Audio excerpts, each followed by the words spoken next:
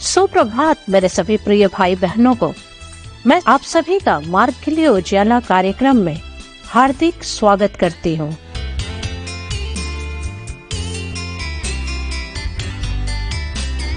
यह कि तुम स्तुति करो, उसकी करुणा सदा की है। प्रभुओं के प्रभु की तुम स्तुति करो, उसकी करुणा सदा की है।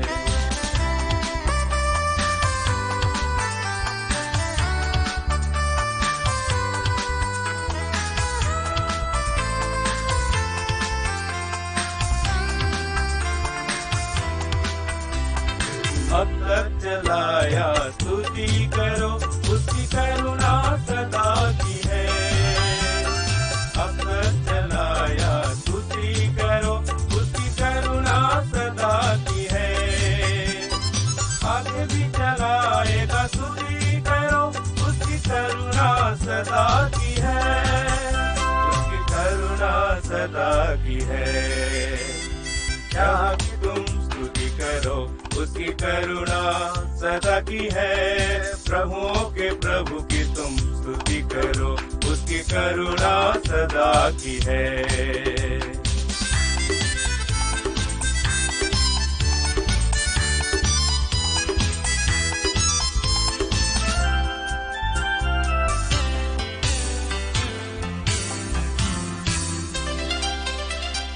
अब तक संभाला स्तुति करो, उसकी करुणा सदा की है।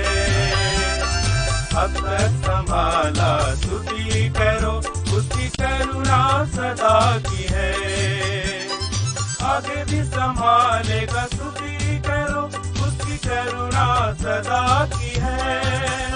उसकी करुणा सदा की है। क्या कि तुम स्तुति करो, उसकी करुणा सदा की है। प्रभुओं के प्रभु की तुम स्तुति करो, उसकी करुणा सदा की है।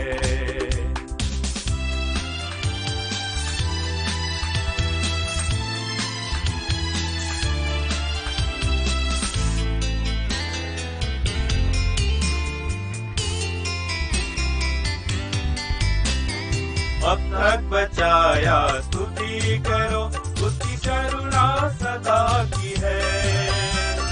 अब तक बचाया स्तुति करो, उसकी करुणा सदा की है।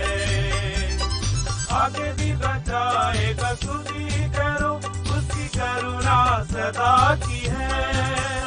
उसकी करुणा सदा की है। क्या कि तुम स्तुति करो, उसकी करुणा सदा की है।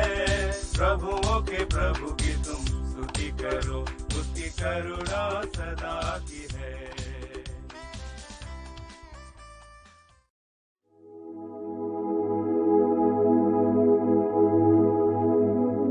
आइए आज के इस दिन में हम परमेश्वर के पवित्र वचन में से पढ़ेंगे, जो हमें मिलता है इफिसियों की पुस्तक अध्याय 4 पद संख्या 21 से 24 तक।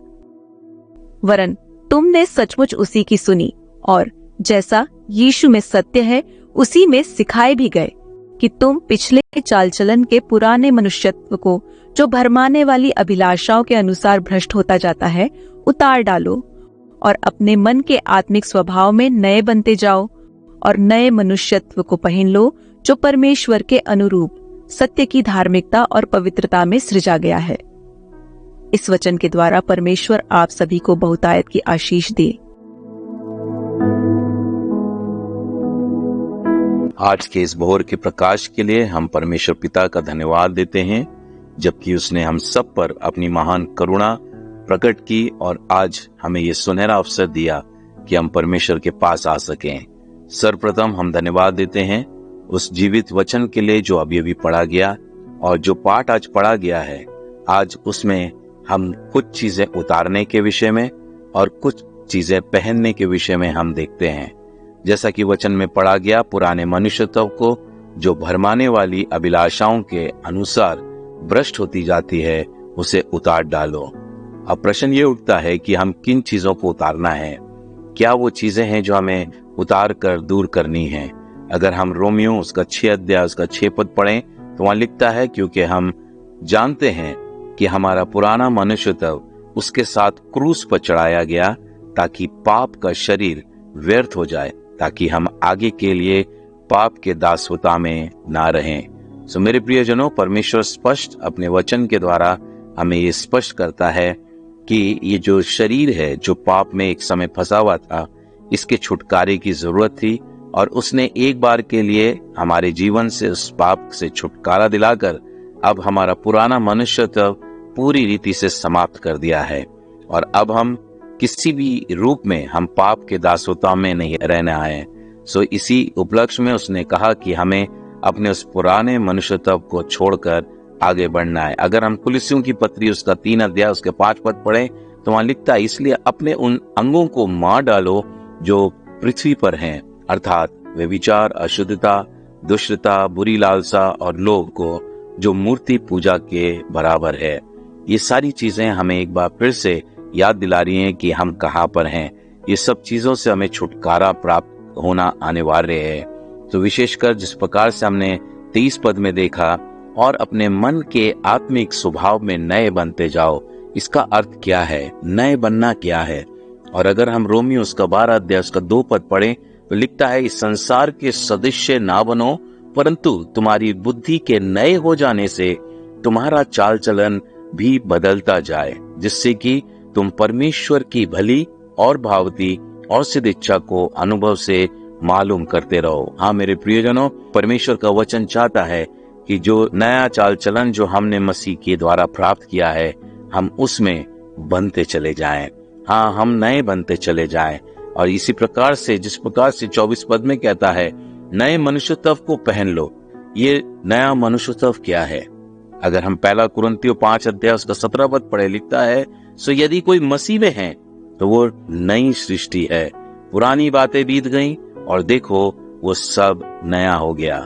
आज मेरा और आपका परमेश्वर हमें नया बनाना चाहता है, हमें एक नए मनुष्यत्व के रूप में ढालना चाहता है। सो उसी अभिप्राय के लिए आइए हम अपने स्वरों को झुकाकर अपने जीवन को अपने परमेश्वर के समीप अर्पित करें, ताकि हमारा जीवन परमेश्वर के समीप ग्रहण योग्य हो। आइए हम प्रार्थना करें।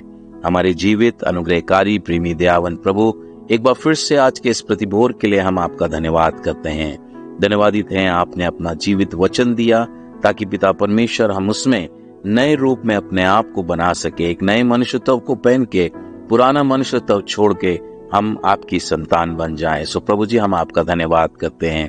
विशेषकर हम प्रार्थना करते हैं उन प्रियों के लिए जो प्रभु जी बीमार हैं, जो शारीरिक दुविधाओं में हैं प्रभु जी, या समस्याओं से घिरे हुए हैं। हमारी प्रार्थना है उन सब पर आपकी करुणा हो, आपकी दया हो प्रभु। आप उन्हें स्पर्श करें, उन्हें छुएं, उन्हें चंगाई दें, क्योंकि आप हमारे चंगा करने वाले परमेश्वर हैं। हाँ प्रभु जी, जितने भी लोग बड़ी आशा के साथ आपकी ओर निहार रहे हैं प्रभु जी, आप उन सब की प्रार्थनाओं को सुनकर उत्तर दें। प्रभु जी, हम प्रार्थना करते हैं उन बच्चों के लिए जो आशीष के रूप में आपने हमारे परिवारों में दिए हैं, उन्हें भी प्रभु जी आप आशीषित करें और उनके जीवन के द्वारा आपके नाम को भी महिमा मिले। प्रभु जी, जो जवान बेटे बेटियां हैं जो नौकरी की तलाश में हैं, आप प्रभु जी उनके लिए मार्ग खोले प्रभु, आप उपाय करें ताकि प्रभु जी उन्हें अच्छी नौकरियां मिल सकें। प्रभु जी, जो जवान जीवन साथी की तलाश में है प्रभु जी, आप उनके लिए एक इंतजाम करें, जिससे कि प्रभु वह एक अच्छी जीवन साथी या संगनी प्रभु जी वे प्राप्त करके आपको महिमा देने पाए। प्रभु जी, हम देश के लिए प्रार्थना करते हैं, इस देश पर आपकी शांति कायम रहे प्रभु। आप प्रभु जी इसे निरंतर बढ़ाते रहें, आशीषित करते रहें, और वे लोग जो प्रभु आपकी कौम, आपकी प्रजा कहलाते हैं, उनकी प्रार्थनाओं के द्वारा प्रभु जी ये देश प्रभु जी हर पल आशीषित किया जाए, और शैतान दुष्ट की बुरी नजरें प्रभु जी इस देश पर कदापि ना पड़ने पाए। प्रभु जी, हम विशेष प्रार्थना करते हैं उनके लिए जो पिता परमेश्वर इस देश का संचालन करते हैं, उन्हें भी ब्लेस करें, आशीषित करें, और प्रभु जी उन्हें निष्पक्ष रूप में आपके इस देश के प्रति सेवा करने में आप उनकी सहायता मदद करें।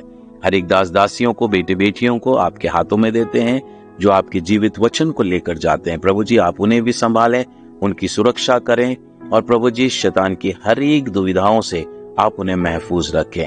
एक बार फिर से आज के दिन के लिए आपका धन्यवाद। शेष दिन में प्रभु आपकी अगुवाई चाहते हुए अपने जीवनों का पुनः समर्पण आपके चरणों में कर देते हैं, और इस प्रार्थना को आप ही के इकलौते पुत्र हमारे उद्धारकर्ता मसीह यीशु के नाम से मांगते सुने दया से ग्रहण कर ले पिता, आमीन।